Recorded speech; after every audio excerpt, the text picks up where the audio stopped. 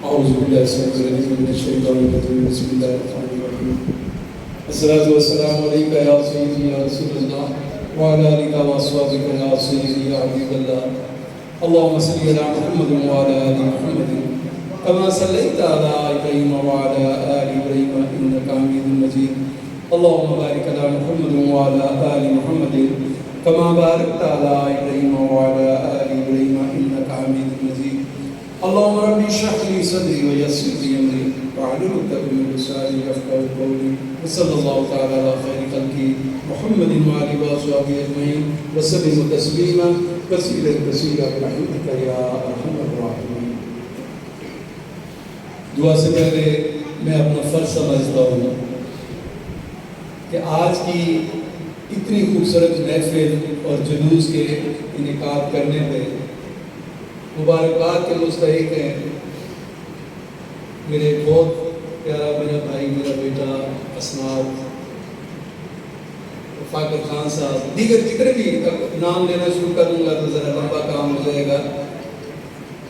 مجھے آج یہ لمحہ یاد آ رہا تھا جب پہلی دفعہ ہم نے جلوس کا آغاز اکھوڑی سے کیا تھا تو رفاقت خان صاحب اور میں روزانہ کی بیس پہ کبھی آفس کبھی ڈی ایس پی کے پاس کبھی ایس ایچ او کے پاس، تو جب ہم تنگ آ گئے تو ہم نے کہا کہ اب اجازت دینی ہے یا نہیں دینی ہے، ہم جلوس نکالیں گے. جب ہم نے یہ اعلان کیا تو پھر ایس ایچ او نے مجھے اور رفاقت خان صاحب کو بلایا تھا. مجھے آج وہ لفظ یاد ہے کہ اگر آپ لوگوں نے اگر جلوس نکالا تو رفاقت خان صاحب کو انہوں نے کہا تھا میں تمہیں شیڈیول 4 میں ڈال دوں. اس وقت شیڈیول 4 یہ ہوتا ہے کہ آپ قید ہو کے رہ جاتے ہیں اپنے علاقے میں. تو رفاقت خان صاحب کو میں مبارکباد پیش کرتا ہوں کہ انہوں نے کہا تم جو مرضی کرنا ہم جلوس نکالیں گے، یہ نبی کی خاطر ہماری جان جاتی ہے تو چلی جائے گی. اس وقت کا یہاں پہ اسی جگہ سے آغاز ہوا تھا اور آستانے والی مسجد میں اختتام ہوا تھا اس کا. اور میں نے دیکھا تھا کہ اس وقت اکھوڑی شاید ہی کسی گھر کا کوئی ایسا بندہ ہو جو گھر میں بیٹھا ہو، ورنہ سارے کے سارے اس جلوس میں شامل ہیں. آج بھی یوٹیوب پہ وہ چل رہی ہے ہماری اس جلوس کی ساری ویڈیو چل رہی ہے، یہاں سے لے کے اختتام تک ساری ویڈیو ہے.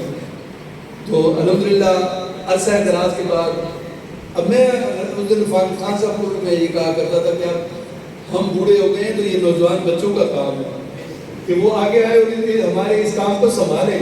تو مجھے خوشی ہے کہ ہمارے ان بچوں نے اس کام کو بہت اچھے طریقے سے سنبھالا اور ہم اس قابل ہوئے کہ ہم کسی ڈر خوف کے بغیر آج اس جلوس کو وہاں سے لے کے یہاں تک آئے. مجھے افسوس صرف اس چیز کا ہے کہ میں لیٹ پہنچا ہوں. اس کی بنیادی وجہ یہ ہوئی کہ جب ہم گولڑا موڑ کے اوپر پہنچے تو وہاں انہوں نے روڈ بند کیا ہوا تھا، واپس ہمیں بھیجا پیر بدائی سے پھر واپس میں نکلا ادھر سے پیچھے سے ہوتے ہوئے 1.5 گھنٹہ میرا وہاں پہ ضائع ہو گیا. نہیں تو انشاءاللہ میں وہاں آپ کے ساتھ شامل ہوتا اور اختتام تک آپ لوگوں کا ساتھ دیتا، کیونکہ یہی ہماری خواہش تھی، ہماری کوشش تھی جو ہمارے ان نوجوان بچوں نے مل کے اس کو پایہ تکمیل تک پہنچایا. سارے کے سارے لوگ جنہوں نے بھی اس محفل پاک کو سجانے میں، اس جلوس کے اہتمام میں، جنہوں نے راستے میں اپنے اپنے کیمپ لگائے، میں سب لوگوں کو بہت زیادہ مبارکباد پیش کرتا ہوں. الحمدللہ ہمارا یہ ایک جو مارکا تھا وہ سر ہو گیا. یہ بڑی کوشش تھی ہماری اس کا بہت عرصے سے، لیکن بات وہی ہے کہ اللہ نے کس کے مقدر میں نیکی لکھی ہوتی ہے، اس کاوش کو اللہ نے کس کے ذمہ لگانا ہوتا ہے. تو اللہ تبارک تعالیٰ نے ہمارے نوجوان بچوں کے سر پہ یہ قاری صاحب مدثر سلیم صاحب بیٹھے ہیں، یہ ہمارے بچے بیٹھے ہیں نا، اللہ نے ان کے سر پہ یہ سہرا سجانا تھا، سجا دیا اور ہمیں خوشی ہے. میں کہتا ہوں بچوں نکلو بھائی، ہمارا کام ہے تمہارے سروں پہ ہاتھ رکھنا، تمہاری کمر پہ ہاتھ رکھنا. پتر ہم پیچھے ہیں، گھبرانا مت، ہمت تم نے کرنی ہے، ہم تو پیچھے دعا دینے کے لیے بیٹھے ہیں. دوسری بات الحمدللہ یہ سارا مارکا حل ہوا جو میری بھی کوشش تھی شروع سے.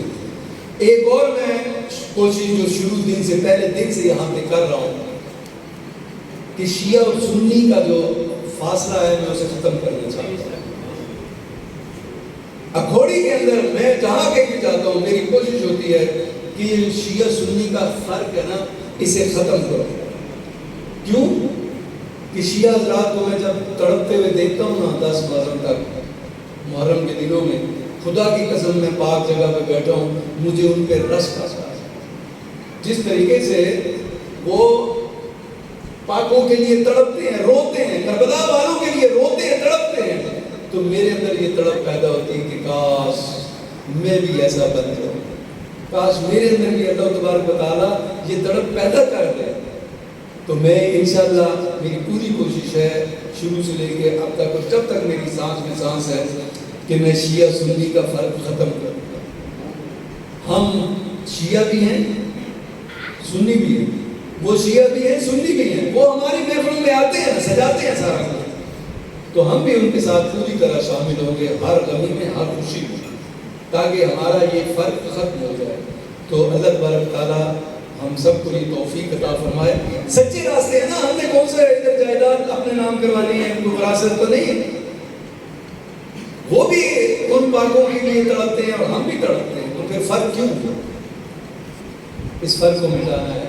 اور انشاءاللہ دوسری بات یہ ہے کہ آپ لوگوں کو سب کو پتہ ہے کہ ہر سال زندہ پیر ولی سرکار کے نام پہ عرس کروایا جاتا ہے۔